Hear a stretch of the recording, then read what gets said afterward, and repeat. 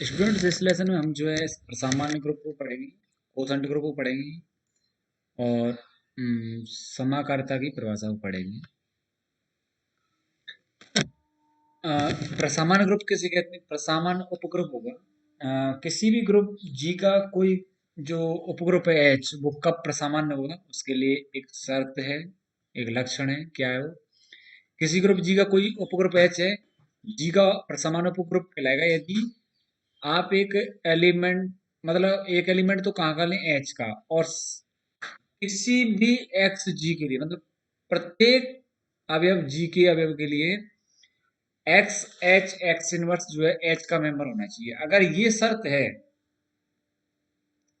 तो आपका जो है एच नॉर्मल सब ग्रुप कहलाता है, सामान्य उपग्रुप कहलाता है। यदि अगर ऐसा होता है एक्स एच एक्स इनवर्स आपका एच मान जाए।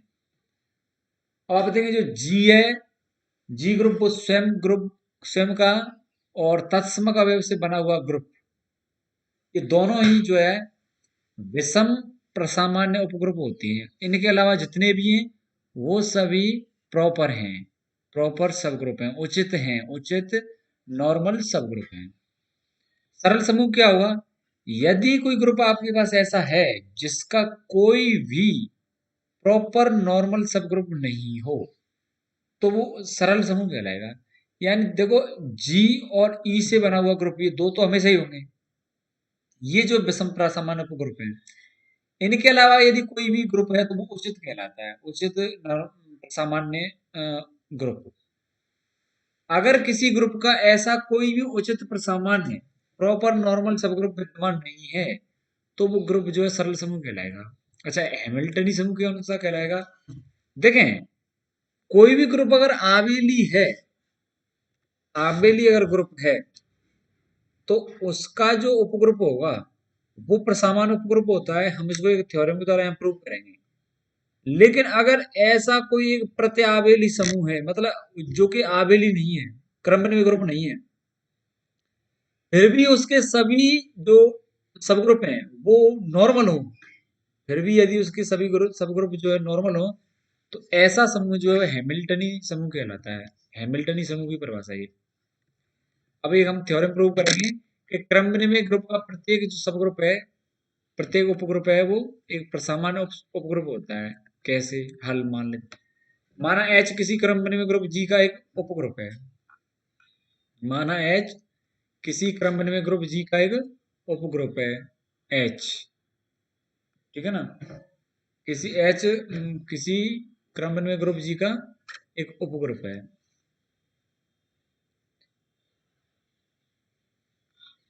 अब हमें क्या प्रूव करना है? उपग्रुप है लेकिन हमें इसे प्रसामान्य उपग्रुप प्रूव करना है। तो हम क्या करेंगे? एक एलिमेंट जो है एक्स, स्वेच्छ अवयव लिया हमने जी का, एच हमने एच से लिया, स्मॉल एच, तो एक्स एच एक्स इनवर्स बराबर क्या होगा? अब जो क्रमबद्ध ग्रुप है तो हम एच और एक्स को क्रमबद्ध लगा सकते हैं और एच को आगे ले सकते हैं, एक्स को पीछे। साक्षरता के द्वारा हम एक्स और एक्स इनवर्स को एक कोष्टक में रख सकते हैं। एक्स एक्स इनवर्स बराबर किसके बराबर? ई के बराबर है। और एच और ई का हम गुणा करेंगे तो क्या आएगा? ई तस्मक है, एच आ जाएगा। और एच किस में? एच में। इसका मतलब ये हुआ कि आपका एक्स एच एक्स इनवर्स किस में आ गया? एच में आ गया। इस प्रकार आप एक एलिमेंट एक्स जी से लेके चले, कोई सा भी, ये आपका आर्बिट्री है, स्वेच्छ है, और एक एलिमेंट एच का लिया एच, और इसके बाद आपका एक्स एच एक्स इनवर्स जो है एच में आ जाता है। इसलिए एच जो है आपका जी का एक प्रसामान्य उपग्रुप है। किसी ग्रुप के किन्हीं दो प्रसामान्य उपग्रुप का सर्वनिष्ठ अगर आप इंटरसेक्शन लेते हैं तो वो उस ग्रुप का प्रसामान्य उपग्रुप होता है। मतलब ये है कि अगर आप दो नॉर्मल सब ग्रुप का इंटरसेक्शन लें, सर्वनिष्ठ लें, तो वो जो सर्वनिष्ठ है वो नॉर्मल सब ग्रुप होता है। इसे इंप्रूव करेंगे तो देखें, अगर H1 और H2 आपने दो नॉर्मल सब ग्रुप लिए जी के, अब ये सब ग्रुप है, नॉर्मल है और सब ग्रुप भी है। अगर ये सब ग्रुप है तो इंटरसेक्शन सब ग्रुप होता है। हमने पहले भी प्रूव कर रखा है, H1 इंटरसेक्शन H2 आपका क्या होगा? सब ग्रुप होगा। हमें इसको केवल नॉर्मल प्रूव करना है। तो हम क्या, एक कोई भी स्वेच्छ अवयव जी का लेते हैं एक्स, और एच हम लेते हैं इंटरसेक्शन में थे। अगर एच हमने H1 और H2 के इंटरसेक्शन में से लिया है तो आपका एच जो है H1 में भी है और H2 में भी है। सिंस आपके H1 और H2 नॉर्मल सब ग्रुप हैं, तो आप क्या होगा इससे कि X अगर आप G से लेते हैं तो H आपका H1 में भी है, H H2 में भी है, एक ऐसा वे में। इसके बाद आपका X H X इनवर्स किसमें आ जाएगा, H1 में भी आ जाएगा और H2 में भी आ जाएगा। क्यों? सिंस H1 और H2 आपके प्रसामान्य उपग्रुप हैं। अब देखो X H X inverse, X H X inverse आपका H1 में भी है और H2 में, दिस इंप्लाई ये इंटरसेक्शन में कॉमन है।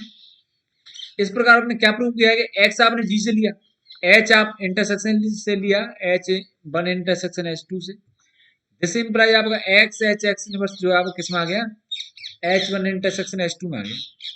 ये आ गया तो ये किसकी शर्त है, ये नॉर्मल सब ग्रुप की शर्त है। आपका H one intersection H two किसका, जी का नॉर्मल सब ग्रुप है, जी का नॉर्मल सब ग्रुप है। इसके बाद देखें हमारे पास एक थ्योरम है नॉर्मल सब ग्रुप के बाद, नॉर्मल सब ग्रुप के कोसेट के बारे में। कैसे? किसी ग्रुप जी में उसकी किसी प्रसमान उपग्रुप एच, अगर आपने किसी ग्रुप जी का कोई नॉर्मल सब ग्रुप एच लिया के सभी सह समुच्चयों का समुच्चय, अगर आपने उस नॉर्मल सब ग्रुप के कोसेट लिए सारे कोसेट, तो उनका जो समुच्चय होगा वो निम्न प्रकार परिभाषित सह समुच्चयों के गुणा के लिए, सह समुच्चय मतलब कोसेट के गुणा के लिए एक समूह होगा। तो माना जी बाई एच ये एक ग्रुप है, मतलब ये सेट है, हम अभी सेट ले रहे हैं, इसको ग्रुप प्रूव करेंगे। जी बाई एच किसका सेट है, को सेट का, किसके को सेट, एच के, एच के हमने चाहे राइट ले लो या लेफ्ट को सेट ले लो, ये हमने राइट ले या लेफ्ट कोई दिक्कत नहीं है, हम इसमें राइट को सेट ले लेते हैं और ये गुणा संक्रिया इस तरह से है, एच ए और एच बी बराबर एच ए बी, और आपका जो है ये इस तरह से आपको एच ए और एच बी का गुणा करना है, तो वो आएगा एच ए बी आपके जी से है। अब देखिए सिंस अगर आप ए और बी जी से लेते हैं तो ए बी जो है आपका वो जी में होगा समृद्ध गुणधर्म से, क्योंकि आपका जी क्या ग्रुप है। तो समृद्धता गुणधर्म में ये है कि आप दो अवयव जी के लेते हैं तो उनका संक्रिया के बाद जैसे ए और बी में गुणा संक्रिया लगाई तो ए बी जो आपका जी में होगा। ए बी जी में है तो एच ए बी जो कि ए बी के द्वारा बना हुआ एच का कोसेट है वो इसमें होगा जी वाई एच में। इसका मतलब ये हुआ कि जो गुणा संक्रिया दी हुई है परिभाषित गुणा संक्रिया है वो समवर्त है, जी में कैसी है, समवर्त है, समवर्त क्रिया हो गई। अब हमको क्या ग्रुप अपग्रेड लेंगे, आपने सहचरता, तत्समक, प्रतिलोम, अब ये हमारे पास अगर आ जाती हैं तो वो हमारा ग्रुप हो जाएगा, ठीक है ना। तो जीवन हम क्या, हम सहचरता लेते हैं पहले, तो हमने सहचरता के लिए तीन मेंबर चाहिए, तो हमने एच ए एच बी और एच सी तीन मेंबर हमने जी वाई एच में से लिए। अब देखें हम एच ए एच बी को हमने एक कोष्टक में रखा, एच सी को कोष्टक से बाहर रखा, एच ए एच बी हम गुणा संक्रिया लगाएंगे तो क्या है, एच ए और एच बी का गुणा H A B, H A B और एच सी का हम गुणा करेंगे तो क्या आएगा, एच एक रह जाएगा और ए बी सी, ए बी हमारा कोष्टक में रहेगा। अब साचरता लगा दो किस पे, ए बी से मतलब कोष्टक लग जाएगा आपको बी सी पर, क्यों, जी में साचरता है, ए बी सी आपके किसके मेंबर है, जी के, तो जी में साचरता से आपका जो कोष्टक है वो बी सी पे आएगा। अब इसको आप पुनः गुणा में बदल दो एच के में, वही आपने जो गुणा एच के लिए जो ऊपर गुणा संक्रिया दे रखी है उसके हिसाब से आप एच ए बी सी को H A H B C लिख सकते हैं। एच बी सी को वापस आप फिर लिख दें तोड़ के एच बी एच सी, तो ये क्या है, आपके तीन आपने मेंबर लिए जी एच, तो उनके लिए साक्षरता का पालन हो रहा है, तो ये तो हो गई आपकी साक्षरता।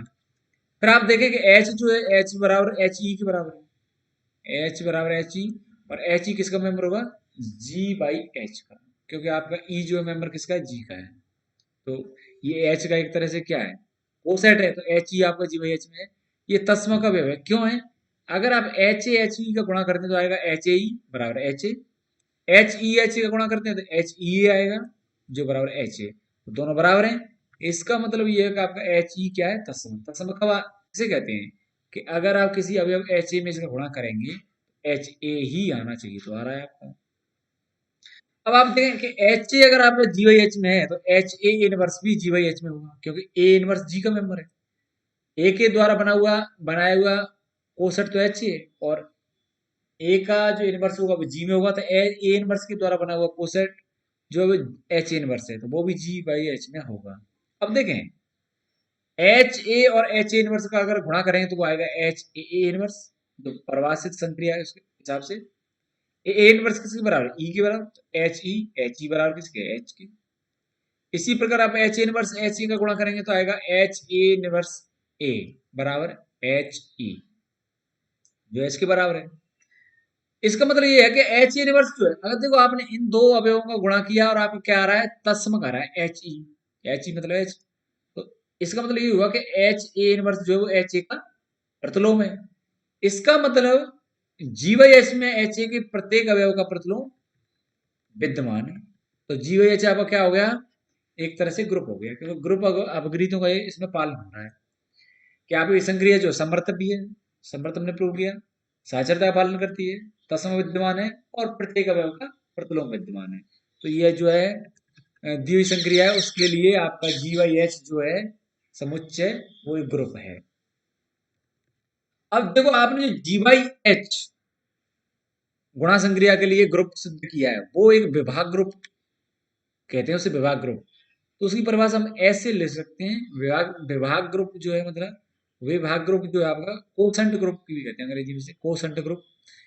तो इसकी परिभाषा इस प्रकार से, यदि जी आपका एक ग्रुप है तथा आपका एच जो है नॉर्मल सब ग्रुप है जी का, तो एच के सभी सह समुच्चयों का समुच्चय, मतलब एच के जितने भी कोसेट हैं उनका समुच्चय जी वाई एच निम्न प्रकार परिभाषित गुणा संक्रिया, जो हमने गुणा संक्रिया इससे पहले पहले वाली थ्योरी में प्रूव की, एच ए एच बी बराबर H A B, for all H A H B G by H, G by H के जितने भी कोसेट हैं प्रत्येक के लिए एच ए एच बी बराबर एच ए बी। इसके लिए जो है आपका जी बाई एच क्या होता है, ग्रुप होता है, जिसे हम एच के सापेक्ष जी का विभाग ग्रुप कहते हैं, कोसेंट ग्रुप कहते हैं। तो आप एक बार परिभाषा को फिर देखें कि जी एक ग्रुप है, एच उसका नॉर्मल सब ग्रुप है जी का, तो जी बाई एच निम्न प्रकार परिभाषित संक्रिया जो है आपकी ऐसी, एच ए एच बी बराबर एच ए बी, प्रत्येक H A H B G by H के अवयव के लिए ये ग्रुप है जी बाई एच इस संक्रिया के लिए। और ये जी बाई एच जो है एच का जो है एच के सापेक्ष जी का विभाग ग्रुप कहते हैं। इसके बाद आपका थर्ड यूनिट में जो है, देखो आपके थर्ड यूनिट में नॉर्मल सब ग्रुप भी है और कोसेंट ग्रुप भी है, कोसेंट सब ग्रुप, कोसेंट ग्रुप। समाकारिता है, समाकारिता क्या होती है, देखो अगर आप दो ग्रुप लें, समाकारिता दो ग्रुप लिया आपने, जी स्टार मतलब जी ग्रुप सेट है और उसमें संक्रिया जो है आपकी स्टार है, इसी प्रकार जी सेट है, जी डैश और ओ संक्रिया है ओ, तो दो ग्रुप हैं। तो किसी ग्रुप जी स्टार से जी डैश ओ पर अगर हम एक फंक्शन परिभाषित करें, प्रतिचित्रण परिभाषित करें एफ, जो इस प्रकार से हो कि एफ ए स्टार बी, मतलब ए बी किसके मेंबर है, जी के मेंबर लिए, ए बी को हमने स्टार से मतलब संक्रिया की, और इनका जो है प्रतिबिंब, फंक्शन का मतलब प्रतिबिंब, ये आए function of A O function of B, मतलब आप जो यहां से संक्रिया स्टार वो किस पे चली है, ओ पर, और जो आपके ए और बी मेंबर किसके थे, जी में, अब वो आएंगे जी डैश में, फंक्शन ऑफ ए और फंक्शन ऑफ बी। इस तरह से अगर ये संक्रिया है, मतलब इस तरह से अगर आपको कोई प्रतिचित्रण है, फंक्शन है, तो वो फंक्शन जो है वो समाकारिता कहलाता है। यानी आपने दो ग्रुप लिए जी स्टार और जी डैश ओ, और आपने फंक्शन जो है एक परिभाषित किया जी से जी डैश पर, किस प्रकार के फंक्शन, किसका मतलब प्रतिबिंब ए स्टार बी का प्रतिबिंब क्या है, function of A order O, sorry function of A O function of B, इसके लिए फॉर ऑल ए बी के लिए, तो ये समाकारिता for all a b belong to G के लिए, तो ये जो है समाकारिता कहलाती है। अब समाकारिता के प्रकार हैं, अगर समाकारिता एक है की तो वो एक है की समाकारिता है, अगर आच्छादक है तो आच्छादक समाकारिता है। लेकिन अगर वो एक समाकारिता ऐसी है जो एक है की आच्छादक है तो वो तुल्यकारिता कहलाती है। इसके बाद आपकी जो है अंतरकारिता है, स्वकारिता है। अगर जी से जी डैश पे स्वयं जी से जी पर ही है समाकारिता, तो वो आपकी अंतरकारिता है। और यदि आपकी जो तुल्यकारिता है वो जी से जी पर स्वयं पर है, मतलब आपकी जी ग्रुप से जी ग्रुप पर ही तुल्यकारिता है, तो वो आपकी क्या कहलाएगी, स्वकारिता कहलाएगी। अब एक बहुत अच्छी परिभाषा जिसके ऊपर अक्सर परिभाषा भी आती है और उसकी जो थ्योरी में वो भी आती है, समाकारिता की अष्टी, अष्टी हम किसे कहते हैं, देखो अगर आपका एफ जो है फंक्शन एफ या प्रतिचित्रण ग्रुप जी से जी डैश पर समाकारता है, तो जी जी से जी डैश पर समाकारता है, तो जी के उन सभी अवयवों का समुच्चय के जिनका एफ के अंतर्गत प्रतिबंध यानी एफ प्रतिबंध जी डैश का तस्म हो, मतलब जी के ऐसे अवयव, देखो जी के ऐसे अवयव जिनका प्रतिबिंब function of X G dash का क्या हो, तस्म, तो ऐसे अवयवों का जी के ऐसे अवयवों का समुच्चय जो है आपका अष्टी कहलाता है, यानी कर्नल कहलाता है। इसे हम कर्नल एफ से व्यक्त करते हैं। इसके ऊपर जो है कर्नल के ऊपर यानी अष्टी के ऊपर एक प्रमेय है, जिसको हम समाकारता की प्रथम प्रमेय कहते हैं। कैसे है, और ये आपकी 2 बार आई हुई है, 2013 2015। कैसे है, यदि फंक्शन या प्रतिचित्रण आपका एफ ग्रुप जी से जी डैश पर समाकारता है, तो फंक्शन एफ की अष्टी कर्नल के नॉर्मल सब ग्रुप होता है। तो देखें, ई और ई डैश जी और जी डैश के तस्मक है, हमने मान लिया। तो अष्टी परिभाषा क्या है, एक्स जी के ऐसे अवयव जिनका प्रतिबिंब ई डैश है। अब आप देखें, एक ये थ्योरम थी आपके लिए, ये आप इसको याद रख लें, इसके स्टेटमेंट को, कि किसी अवयव मतलब ई का जो प्रतिबिंब है समाकारता के अंतर्गत ई डैश होता है, मतलब का जी के तस्मक का प्रतिबिंब जी डैश का प्रतिबिंब होता है, यानी ए फंक्शन ऑफ ई बराबर ई डैश के बराबर होता है। इसी प्रकार इस आपको प्रतिलोम के बारे में भी है, उसे हम आगे बता देंगे आपको। तो देखें, इसका मतलब ये हुआ कि आपका ई जो है वो कर्नल के अंतर्गत है, क्योंकि उसका प्रतिबिंब क्या ई डैश है। ई जो है आपका किसका मेंबर है, कर्नल का। कर्नल इसका मतलब फाई नहीं है, अरिक्त है। अगर आपका कर्नल फाई नहीं है, तो उसमें हम एक मेंबर और मान लेते हैं, ए और बी दो, ए और बी कर्नल में। इसका मतलब क्या हुआ कि आप ए और बी का जो प्रतिबिंब है वो ई डैश के बराबर होगा। कर्नल में वो कैसे मेंबर है, के में वो मेंबर है जी के जिनका प्रतिबिंब ई डैश के बराबर है। तो ए का और बी का प्रतिबिंब क्या होगा, ई डैश। अब देखें, किसी भी सबसेट को ग्रुप का उपग्रुप प्रूव करने के लिए ए बी इनवर्स को हमें ग्रुप में प्रूव करना होता है। जो भी सबसेट आपको सेट दे रखा है सबसेट। तो देखो, अगर हम function of A B inverse इसका लें, function of A B inverse, तो जो आपकी फंक्शन है या प्रतिचित्रण है, मैपिंग है, वो समाकारता है, तो समाकारता है तो फिर क्या होगा, वो दोनों पे बढ़ जाएगा, ए और बी इनवर्स पे, तो फंक्शन ऑफ ए और फंक्शन ऑफ बी इनवर्स। अब देखो, किसी जी में किसी अवयव के प्रतिलोम का प्रतिबिंब उस अवयव के प्रतिबिंब का इनवर्स के बराबर होता है। तो आप क्या करें, तो ऐसे फंक्शन ऑफ बी इनवर्स ले रहे हैं, तो आप क्या करें, फंक्शन ऑफ बी ले लें और उसका इनवर्स लिख सकते हैं, ये उसके बराबर होता है। तो हमने फंक्शन ऑफ बी इनवर्स को लिख लिया, फंक्शन ऑफ बी का इनवर्स। ठीक है ना। तो अब देखें, फंक्शन ऑफ ए आपको किसके बराबर है, ई डैश के बराबर। फंक्शन ऑफ बी किसके बराबर है, ई डैश। ई डैश का इनवर्स, ई डैश का इनवर्स ई डैश ही होता है। तो ई डैश और ई डैश, ई डैश और ई डैश से गुणा करें तो ई डैश आएगा।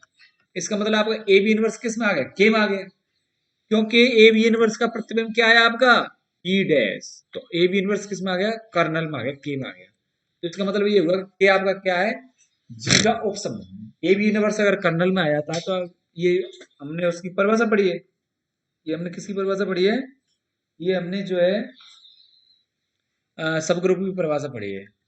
अब देखें, हमें प्रूव करना है के को नॉर्मल सब ग्रुप। तो नॉर्मल सब ग्रुप के लिए क्या करना होता है कि आप एक्स तो लें जी से, कोई भी जी स्वेच्छा आपका, और एक मेंबर हम ए जो है हम के से लेके चलते हैं। हमने पहले नॉर्मल सब ग्रुप को जब पढ़ा, तो हम एच लेते थे के की जगह, और उसमें मेंबर जो हम स्मॉल एच मान लेते थे। अब हम के में जो मेंबर है वो ए मान लेते हैं। तो हमें लाना होगा एक्स ए एक्स इनवर्स। इसको अगर हम के में ले आए, तो के जो है नॉर्मल सब ग्रुप हो जाएगा। अब देखें, हमारा ए जो मेंबर है वो के का है, तो फंक्शन ऑफ ए बराबर ई डैश के बराबर होगा। कर्नल में कौन से अवयव हैं जिनका प्रतिबिंब ई डैश है। अब देखें, function of x A x inverse, अब ये फंक्शन एफ क्या समाकारता है, तो ये तीनों पे बढ़ जाएगा, तीनों पे अलग अलग फंक्शन आ जाएगा, function of x, function of a, function of x inverse. Function of x, function of a किसके बराबर है, ई डैश के, तो ई डैश लिख लिया, फंक्शन ऑफ एक्स का इनवर्स। अब देखिए, फंक्शन ऑफ एक्स इनवर्स जो है वो फंक्शन ऑफ एक्स का इनवर्स होगा। ये हमने बताया कि किसी इनवर्स का प्रतिबिंब उस अवयव के इनवर्स के बराबर होता है, ठीक है ना। देखो, अवयव के इनवर्स का फंक्शन अवयव के इनवर्स के बराबर होता है, अवयव के प्रतिबिंब के इनवर्स के बराबर। तो ऐसे फंक्शन ऑफ एक्स का इनवर्स, अब ये इस किसके बराबर होगा, ई डैश के बराबर, क्योंकि आपके दोनों ये फंक्शन ऑफ एक्स का जो प्रतिबिंब है वो क्या है, फंक्शन ऑफ एक्स इनवर्स है, और इसका गुणा इससे करेंगे तो ई डैश आ जाएगा। इसका मतलब ये हुआ कि एक्स से एक्स इनवर्स का जो प्रतिबिंब है वो ई डैश के बराबर है। तो ये जो मेंबर है एक्स से एक्स इनवर्स वो किसमें है, कर्नल में हुआ। भाई, जिससे अवयव का प्रतिबिंब ई डैश के बराबर है वो अवयव किसका है, कर्नल का है। तो एक्स से एक्स इनवर्स जो कर्नल का गया। इसका मतलब ये हो गया, देखो एक्स से एक्स इनवर्स आपका, एक्स आप जी से लेके चले, ए आपका कर्नल का था मेंबर, और एक्स एक्स इनवर्स किसका आ गया, कर्नल का मेंबर आ गया। तो ये जो है नॉर्मल सब ग्रुप की परिभाषा है। तो इसका मतलब ये होगा कि आपका कर्नल जो है वो आपका नॉर्मल सब ग्रुप है जी का। अब देखो, ये जो है समाहारता प्रथम प्रमेय कहलाती है। इसके बाद हम आपको द्वितीय प्रमेय और मूलभूत प्रमेय भी बताएंगे।